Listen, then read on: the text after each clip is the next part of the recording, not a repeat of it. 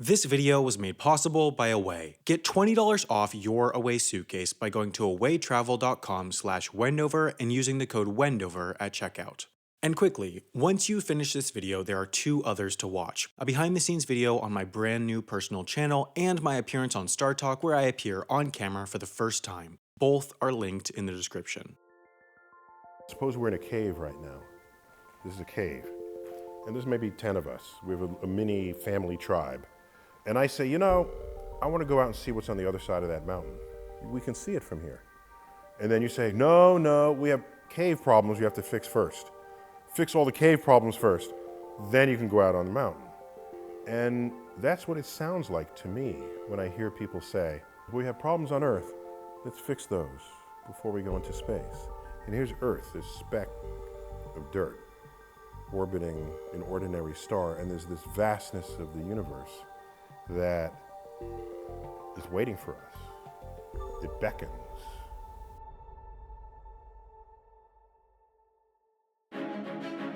The commercial space industry is heating up. 50 years ago, outer space was reserved for the most powerful of nations, the most dominant governments. But today, there's a democratization of space. Commercial industry is inching us closer to the cosmos, and in the process, there's a growing interdependence between what's happening hundreds of miles up in space and down below on Earth. The commercial space industry, using multi-million-dollar satellites and rockets, is increasingly playing a part in our everyday lives. You may think of this industry as a new phenomenon. You may have only started hearing about profit-seeking space enterprise in the past few years, but in reality, this has been going on for decades.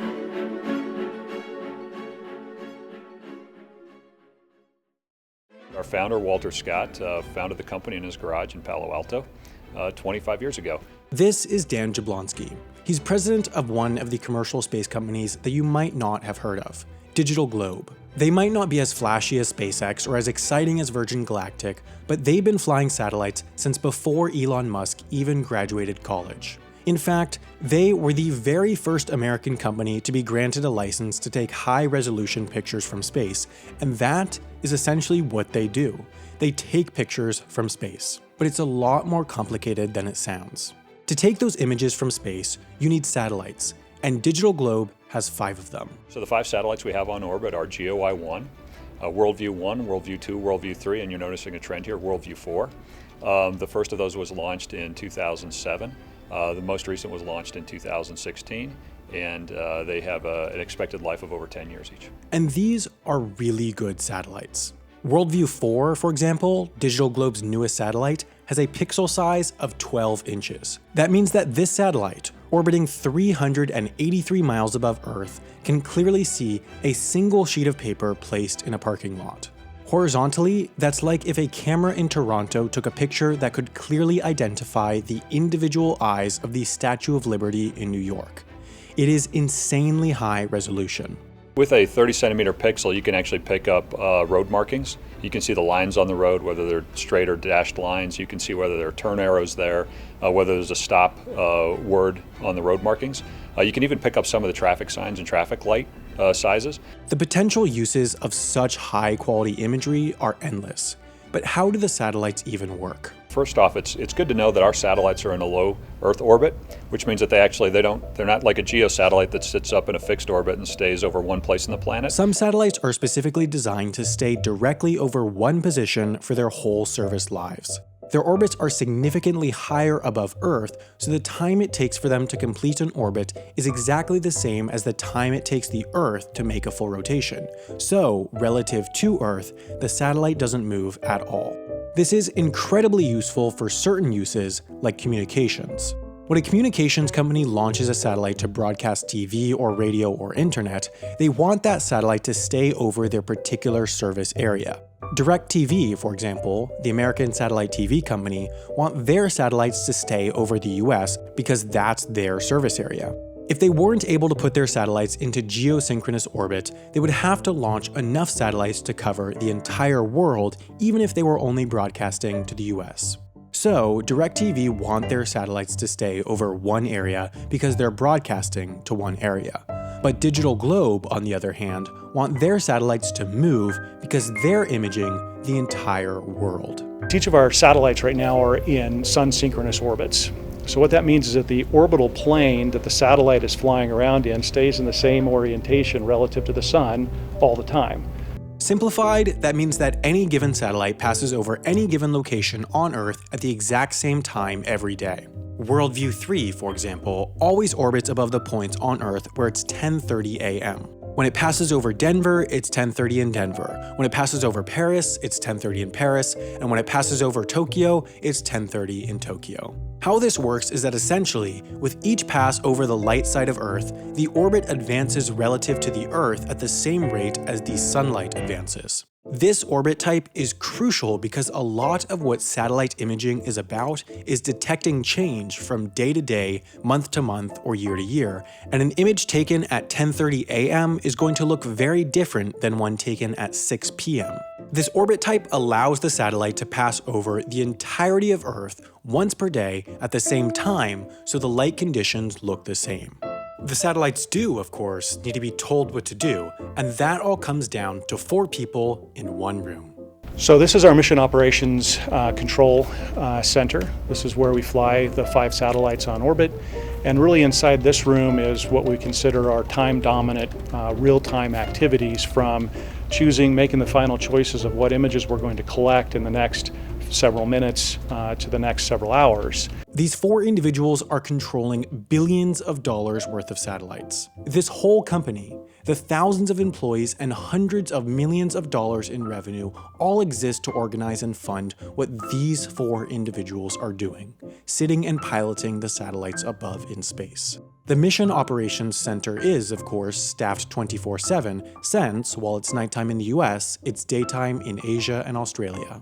The satellite vehicle operator's main task is to load plans onto the satellites of which images to take when, to monitor that the satellites are operating correctly, and to assure that the satellites won't collide with other satellites or space junk. The central screens at the front show the current locations of each of the 5 satellites, while the one to the left displays other information such as the total number of times each satellite has orbited around the Earth and how much time they have until the satellite loses signal. You see, in order for satellites to function, they need to be able to communicate with the ground, and that's done with ground stations. These antennas communicate to satellites using what are essentially super high-powered Wi-Fi signals.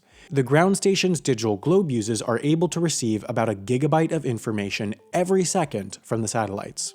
Each of those antennas around the world see each satellite several times a day, and so as we go through the day, we accumulate about 7 terabytes of raw imagery off the satellites through that gigabit connection. Satellites can only communicate with the ground stations while they have a line of sight with the antenna, so, due to the curvature of the Earth, in the view of any given ground station, the satellite will eventually dip below the horizon. Therefore, each ground station only has a limited operating range. The exact locations of ground stations are understandably kept secret, but if there was one in Germany, for example, it would communicate with the Digital Globe satellites exclusively while they passed over Europe. The fact that these satellites have to, by nature, pass over the entire world is actually, however, quite useful.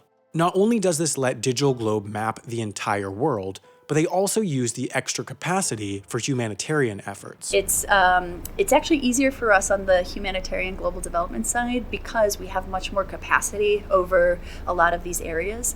There's a lot more demand for our satellites over developed countries, for instance, right? So people are typically, for commercial applications, much more interested in the US or Europe or some of these more developed areas, versus sub-Saharan Africa, where we, just generally speaking, have much more ability to task the constellation and to collect those imagery. So it's actually an opportunity for us to support those use cases much more than others. For instance, Digital Globe partners with the Gates Foundation to map every single building structure in rural Zambia, so aid workers now know things like how many bed nets, vaccines, or food to bring to communities that were previously unmapped. There are few companies the size of commercial space companies that rely on so few assets. What makes Digital Globe, for example, run are those 5 satellites. And to get those to space, to the place where they make money, they had to put them on rockets, which tend to, from time to time, blow up. It's always a little bit of a nail biter as you come up to a launch. We put a an enormous capital investment into the satellites, the launch vehicle, and it all comes down to a 1-hour event, lifting off from the ground and going into orbit. And that can be a little bit of a nerve-wracking period, but certainly a very exciting one at the same time. An average of 1 in 20 rocket launches fail, and then, on top of that, some satellites fail once they reach orbit, which makes the space business risky. Companies like Digital Globe will therefore purchase enormously expensive insurance policies on their satellites in case the launch or the satellite itself fails. If they didn't, one bad launch could spell the end for the company. Of course, some launch providers are much more reliable than others. United Launch Alliance, the launch provider that Digital Globe used for their current 5 satellites, has not had a launch failure in its 11-year history. Insurance rates for ULA would be relatively low, while insurance rates for a newer launch provider, such as Orbital ATK or Blue Origin, would be comparatively high. Nonetheless, the cost of newer launch providers with insurance included is now often less than the older, more reliable launch companies. But how does Digital Globe fund their exploits? What keeps those satellites flying? How do they make their money? Our largest customer is the U.S. government, and we've been very proud to be their mission partner for over a decade and a half, coming up on 2 decades now. It used to be that the commercial satellite industry was essentially focused on one major customer: governments. In the past, the US government has been the single largest customer of the few commercial space companies that there were, thanks to its enormous defense spending. But today, as commercial customers contract commercial space companies, the business is spreading globally. Over the past decade, the customer base has become more international and more diversified. Our other customers are international customers who may be US allies or maybe technology companies across the world. We go deep in the telecommunications infrastructure, online mapping, energy industries, mining industries, forestry applications. There's really a huge variety of customers, but the most obvious ones are those mapping companies. If you've ever used Google Maps, you're using our imagery. If you've ever used Apple Maps, you're using our imagery. If you ever look and do a crowdsourcing project in OpenStreetMap, you're using our imagery as well. But perhaps the single most promising use of Earth imagery is with autonomous vehicles. Having good, solid current satellite imagery is an integral part of how autonomous vehicles work. These vehicles can't just rely on their internal sensors to understand their surroundings. They need a view from above. As we think about autonomous vehicles, it's not okay to update the image once a quarter, once a year, even once a week. It needs to be, they really need imagery that's coming in much, much faster than that to deal with changes in traffic conditions, changes in roads, crashes, etc. Uber, which is developing autonomous cars, is already a customer of Digital Globe for navigation purposes, and as more and more companies move into the autonomous vehicle race, the competition between Earth observation companies for their business is likely to heat up. There are plenty of other emerging uses as well, which, as an ensemble, are growing the demand for Earth imagery day by day. It is a tremendously fast-growing industry. But satellite imagery by itself really isn't worth much. You need something more. I would say that our customers are demanding more actionable information faster than ever. Translation: customers want data. They want the information embedded in the images.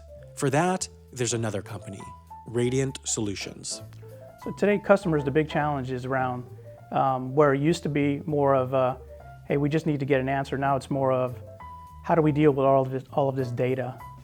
And how do we answer the more complex questions, because they are getting more complex and they're getting even harder to answer now by virtue of being inundated with data. Radiant Solutions would describe themselves as a geospatial analytics company. They take satellite imagery and translate it into information. We're able to take in vast amount of data and make sense of it to produce insight. They answer big questions. A logging company might ask a question like, what's the density of trees in this particular region of Canada before purchasing new land, and Radiant would be able to look at hundreds or thousands or millions of square miles of imagery to tell them how many trees there are. Now, with so much imagery and such a big world, you can't just do this all by hand, at least economically. For that reason, there's been a huge shift in the geospatial analytics business toward using artificial intelligence. We hear more and more now that data is kind of like the new oil. Well, that's sort of true, but the data has to be reliable. There has to be high confidence in the data. So the AI has to be good. To train a machine to find a red car, for example, you need to show it thousands or millions of examples of what a red car looks like. But it's very different for a machine to look for a red car in an urban environment as it is to find a red car in snow. So not only are you training the models to look for that object, but you also have to train it on where to find it regionally. it is hugely complicated, but that's why these guys are in business, to answer complicated questions. Some data, however, isn't in the visual spectrum. Some data is hidden, but luckily, there's a special satellite just for that. In the old days, it was just, please get me good, solid image pixels to use, and I'll go figure out how to use them. Today, particularly in the commercial space, it's all about information. That's Paul Kennedy, Vice President of Ground Systems at MDA. They've been in business since 1969. Their most visible project was on developing the Canadarm for the space shuttles and International Space Station. As a longtime player in the industry, they serve a variety of functions, from developing space robotics to building satellite ground stations, but one of their most valuable assets is that special satellite, RadarSat-2. While most Earth observation satellites image using the visual spectrum, what we can see with our own eyes, RadarSat-2 uses radar. Radar is an active pulse. So the satellite actually sends a beam of energy to the ground and reads back what it gets back from the Earth. And that gives us a couple of interesting advantages in SAR. For one, radar can see through clouds and darkness. It doesn't matter what the light and weather conditions are, it's all the same for RadarSat-2. Now, MDA is a Canadian company, and it's no coincidence that a Canadian company operates this satellite. Just like the US government is a major customer of Digital Globe, the Canadian government is a major customer of MDA. And here's the thing about Canada. The weather is terrible and it's always dark. Quite literally in northern Canada, where the sun stays down for the entire winter. It's no coincidence that the company that works so closely with the Canadian government operates the satellite that can see through clouds and night. Without RadarSat-2, the Canadian government would be blind. They would have no way of monitoring huge swaths of their territory in the high Arctic for months out of the year. With new launch providers emerging, such as Blue Origin and Rocket Lab and SpaceX, the cost of launching material into space is plummeting. Now, this is useful to these companies, at least in some ways.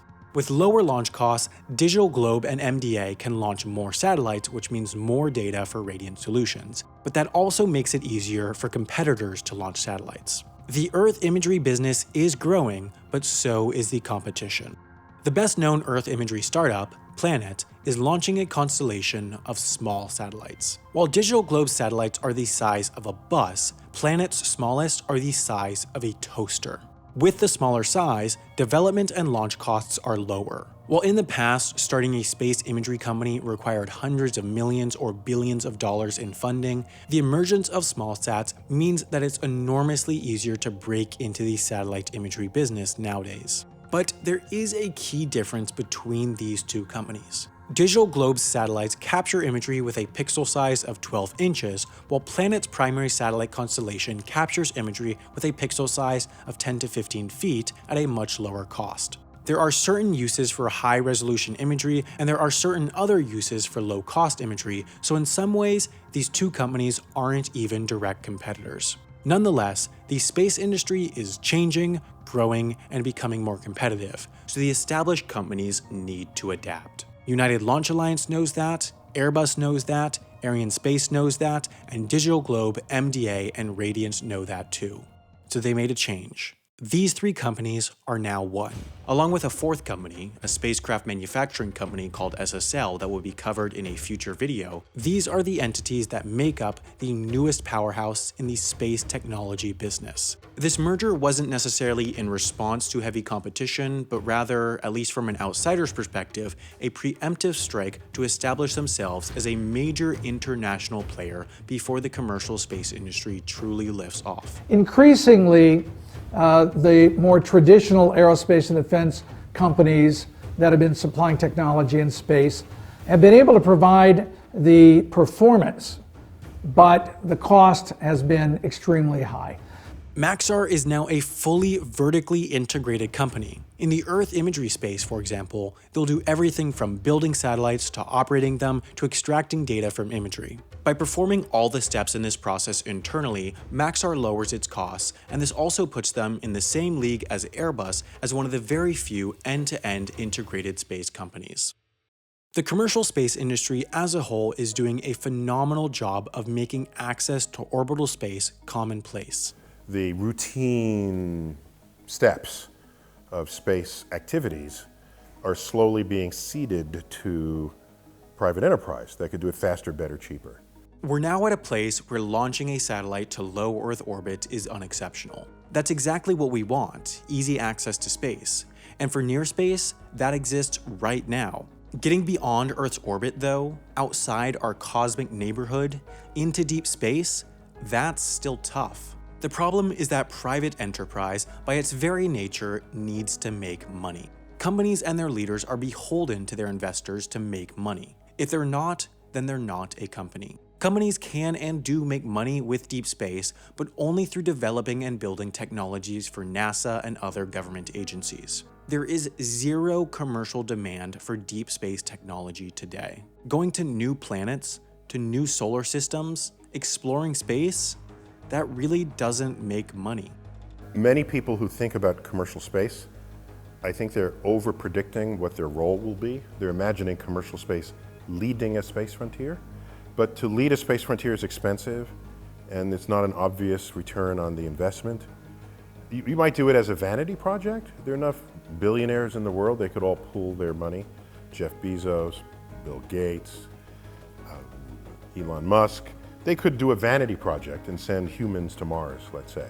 But that's not a business model.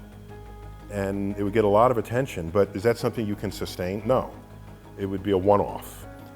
When people imagine a future of space and industry, they're imagining a sustained business case. Of course, you could have said the same thing about the space race 60 years ago. That was exploration. However, in the long term, it was an investment that paid off because space now makes money. Space today is an integral part of what we know and what we can do on the surface of the planet. Communications, imagery, climate science, defense and intelligence and security applications, all of those are seamlessly enabled by space technologies without most of us who go through our daily lives not even thinking about it. The difference between commercial enterprise and governments is time. Commercial enterprises need to think about investments that pay off within the lifetime of their shareholders. So you're always thinking about what is the return on the investment you're making, how long will it take you to achieve the returns on the investment, and what's the probability that the R&D you're putting in will be successful. While companies look at investments in terms of years, governments can look at investments in terms of decades or centuries because governments transcend generations. The innovation that will occur by bringing humans to Mars and beyond will absolutely make money in the very long term. But right now, it would take an enormous amount of money that few people want to risk. You could point to Elon Musk as an exception to this rule. He more than anyone understands the value of super long-term investments like going to Mars. But he also understands that he's alone in that. Individuals don't want to invest in something that won't make money until after they're dead. Musk has stated that he has no plans to take SpaceX public until after a successful mission to Mars, which means that, for the moment, the company is almost acting more as an organization. He's funneling the money from launches, which make money, into exploration, which doesn't. Governments need to lead the way because they have the longer time horizons that they can think about and monetize. When they do that, once they lead the way, they have now quantified the risks, and you know the costs and where the friendlies are and the hostiles and whatever are the things that would compromise your mission. They've already figured this out. Then if they do it right, you then hand that to private industry that then makes a buck off of it. Then the government can tax that if they so choose. Maxar Technologies and its 4 businesses, meanwhile, absolutely innovate, including in deep space technologies, but they're not going to put the pieces together to go to Mars by themselves, because that's not a good investment. One should be careful to realize that this coming era of commercialized space does not necessarily translate into a renaissance of space exploration. Commercial industry is not a substitute for NASA or the ESA or any other government institution. They are collaborators. They can make the government's job easier and cheaper, but they cannot replace those whose jobs are to go where no human has gone before. The next few decades and centuries can be the era of space exploration, but for that, you need a public, you need an electorate that understands that anything good, anything truly worthwhile, takes time. There are so many thanks I have to give for help with this video, but one is to Away, not only for making this video possible through sponsorship, but also for literally carrying my possessions over the 15,000 miles I traveled while making this video.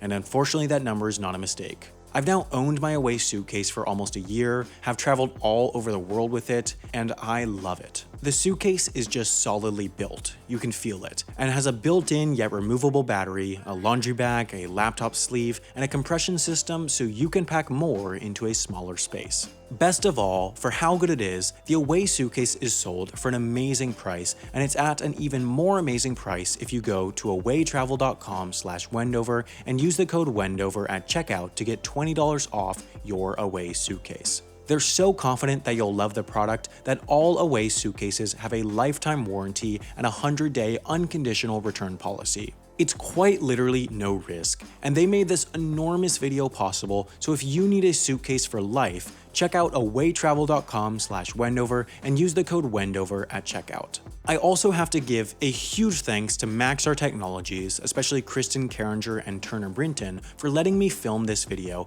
as it takes an enormous amount of work to allow cameras into such a high security environment. Lastly, as I mentioned at the beginning, I appeared on Neil deGrasse Tyson's show Star Talk and also launched a new personal channel where I made a behind the scenes video for that appearance. Both are linked in the description and on screen now.